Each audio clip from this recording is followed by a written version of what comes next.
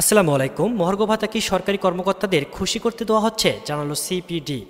Update 27 মে 2025। এখানে বিস্তারিত বলা হয়েছে, সরকারি মহার্ঘ ভাতা দেওয়ার নীতিগত অনুমোদন দিয়েছে। এখন থেকে 5% বিশেষ প্রণোদনা দেওয়া হয়, তা বদলে এটি দেওয়া হবে। এতে সরকারি প্রায় 7,000 কোটি টাকা বেড়ে যাবে। এই বিষয়ে গবেষণা প্রতিষ্ঠান সেন্টার ফর পলিসি ডায়ালগের সিপিটি নির্বাহী পরিচালক ফাহমিদা খাতুন বলেন, এটা কি সরকারি কর্মকর্তাদের খুশি করতে দেওয়া হচ্ছে। ফাহমিদা খাতুন আরও বলেন, অন্যদের জন্য ব্যবস্থা নেওয়া না হলে মূল্যস্ফীতির চাপে পড়বে সাধারণ মানুষ। এছাড়া এই বরাদ্দ দেওয়ার সময় নিয়ে প্রশ্ন রয়েছে বলে উল্লেখ করেন তিনি। আজ মঙ্গলবার চলতি অর্থবছরে দেশে অর্থনৈতিক পরিস্থিতি নিয়ে সিপিডি তৃতীয় অর্থবর্ষকালীন পর্যায়কালে এই সব কথা বলেন ফাহমিদা খাতুন।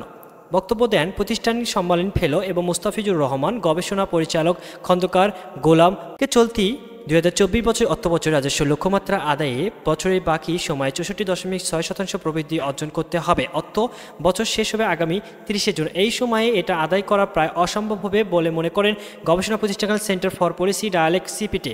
এর আগে মার্চ মাসে জানিয়েছেন, চলতি বছরে 2024 বছর অর্থবছর রাজস্ব ঘাটতি হতে পারে 1,05 কোটি টাকা। অনুষ্ঠান মূল প্রবৃদ্ধি উপস্থাপন করেন ফাহমিদা খাতুন। তিনি বলেন, চলতি অর্থবছরে মার্চ পর্যন্ত জাতীয় রাজস্ব বোর্ডের এনবিআর আদায় করার রাজস্ব প্রবৃদ্ধি হয়েছে মাত্র 2.8%, গত যা ছিল 10.7%। এই ছাড়া জুলাই জানুয়ারি সময়ে সামগ্রিক রাজস্ব আদায় প্রবৃদ্ধি হয়ে 5.3%, আর আগের অর্থবছরে একই সময়ে যা ছিল 13.7%। ফাহমিদা খাতুন মনে করেন, এনবিআর-এর চলমান সংস্কার কার্যক্রম অব্যাহত রাখা উচিত।